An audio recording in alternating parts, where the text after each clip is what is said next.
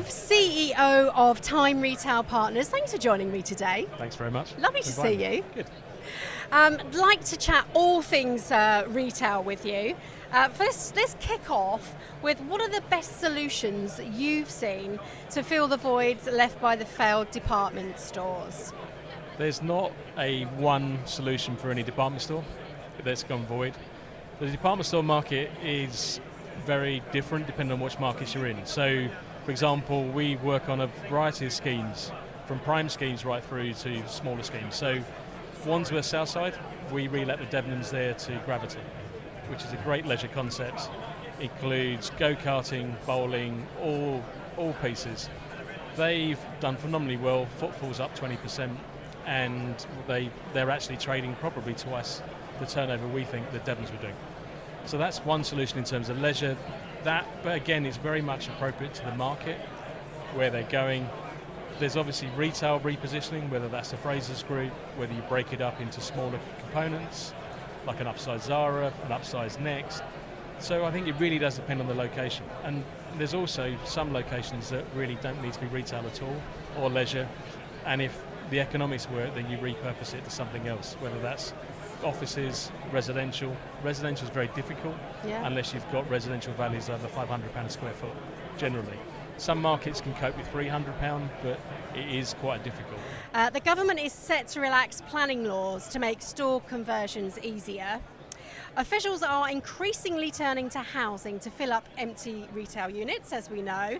What impact is this going to have on locations, Justin? And are these proposed planning changes welcomed by the industry, do you think? That's a lot of questions. So, planning liberalisation generally is, I think, very beneficial. The retail sector, as is well known, is very overspaced and still overspaced, and a lot of that retail space needs to be taken out of the market. That will take time. Planning historically has been slow, expensive, complex, and what we need is a faster system of recycling urban space. So I think all of that is positive. There will be a trend towards mixed-use development as opposed to the big shopping centre boom of the last couple of decades is absolutely over. One of the last of the very significant out of London retail developments, it is mixed use, is Edinburgh St James Quarter, which has been absolutely fantastic. Which has been years and years in the planning, hasn't it? They are all years and years. Some of these things can take 10 or 15 years to get to the point, but anyway, it's fantastic. It is mixed use, W Hotel offices. So a great example of what can be done moving forward. Experiential retail is the thing, isn't it, really? Yeah, it's a combination, I think, but all retailers have gone to more shoppertainment than they have done in the past in terms of showrooming. They have got to really show off their brand and brand integrity. Brand integrity online is really hard to get, but through a showroom, through their store, you can get to feel it, especially the more luxury brands. It's all about brand integrity. So how do they show brand integrity in a bricks and mortar store exactly? It's how they display their merchandise in terms of the quality of the display. It's also about staff training, and it's about the experience. If they're a fashion store, have they got enough changing rooms? If they're a beauty store, are the people there trained enough to show you what the product can do, the quality, and look after you? It's really that experiential piece.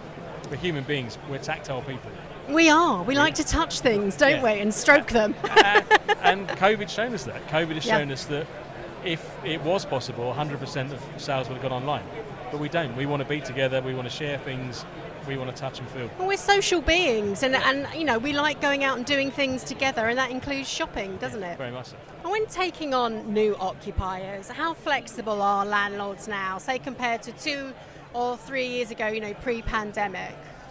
Landlords are very much more flexible. The whole balance of a negotiation has shifted between investors and occupiers. Occupiers now have a much stronger negotiating position than they did have historically.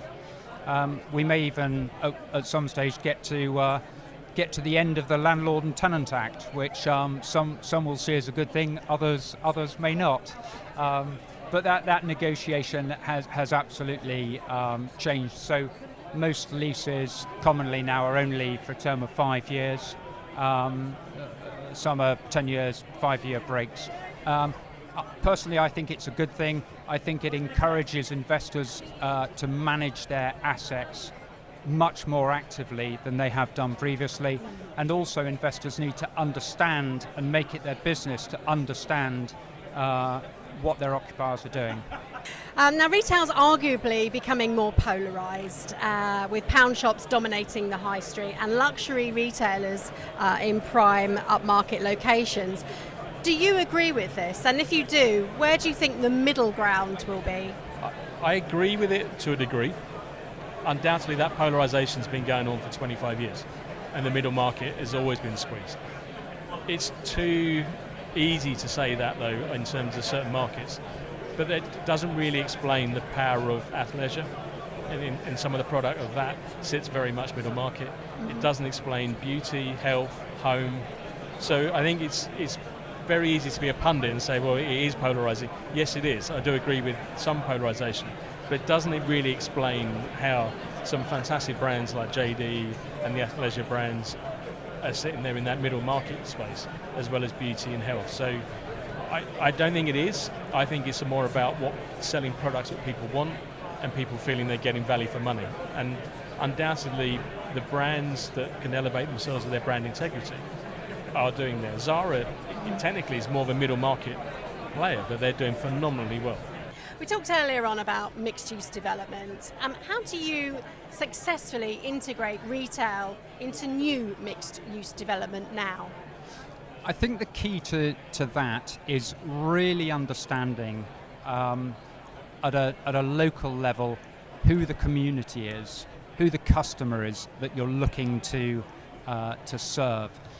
I think historically, going back to the big shopping centre developments that we've seen over the last few decades, it's been very much a macro picture, grab everyone in the catchment. Whereas now, I think with smaller mixed-use developments in and around cities, the market has moved to more of a micro view, and so really understanding at a more local level, and there's a lot of conversation around sort of 15, 20 minutes city or community. Who it is within that immediate catchment. So I think then it's a matter of delivering a tenant mix that is appropriate to that community. What do you expect to be the major challenges for 2023 going forward? It's margin for retailers. It's going to be the major challenge for them to maintain margin.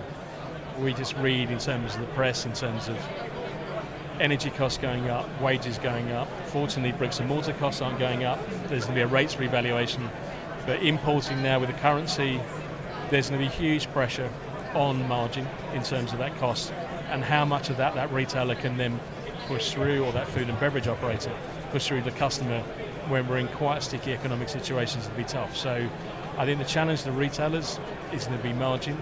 Fortunately, I think for bricks and mortar, for our industry, because of the massive rebasing that's happened, we're not going to see the squeeze, but we're already being told the online part of retailers' businesses hasn't rebased and it's getting squeezed further, and the online margins were already smaller than bricks and mortar.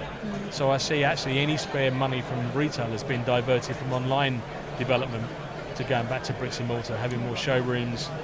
Google advertising costs are going up. So I see that as a slightly re-change of strategy to capture new customers, and to keep customers is to use their bricks and mortar estate. But the key challenge for the retail industry will be keeping margin. What advice would you give any fledgling retailers right now? Make sure you've got a product that can sell, and be patient in terms of getting out to the marketplace. We say that with all international retailers.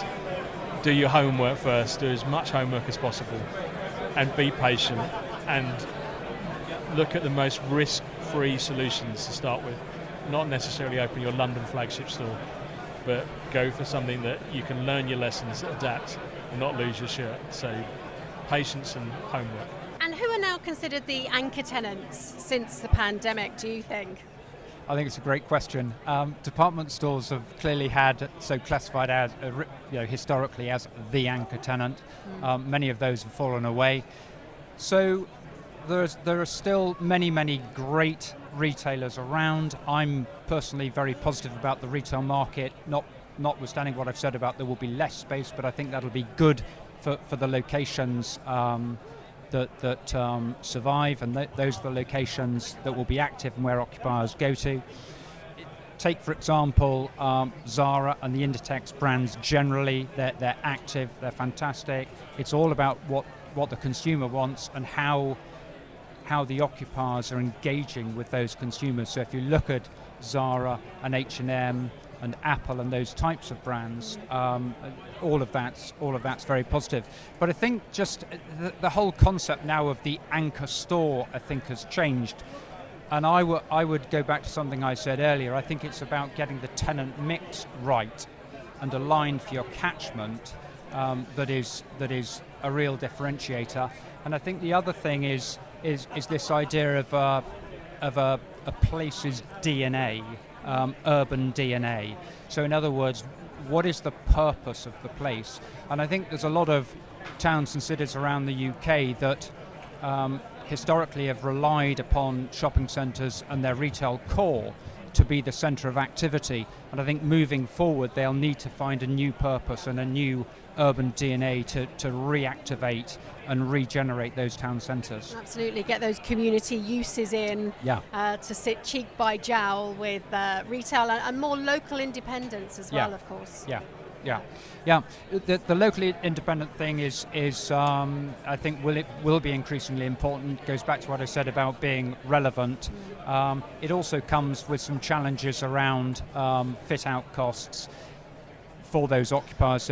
So again, I think the leasing model over time will constantly change and adapt to be more accommodating of those sort of startup brands. But people still love their brands, don't they? I mean, mainstream chains aren't going anywhere. Well, the good ones aren't anyway.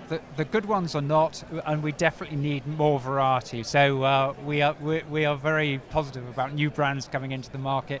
And I think if you look particularly at Regent Street at the moment, there are some great signs of international brands coming back into the UK, and those have obviously been missing during COVID and over the last 2 or 3 years. So that's positive for the market as well. Great stuff. It's lovely to talk to you. Thank you very much. Nice to see you too. Thank you.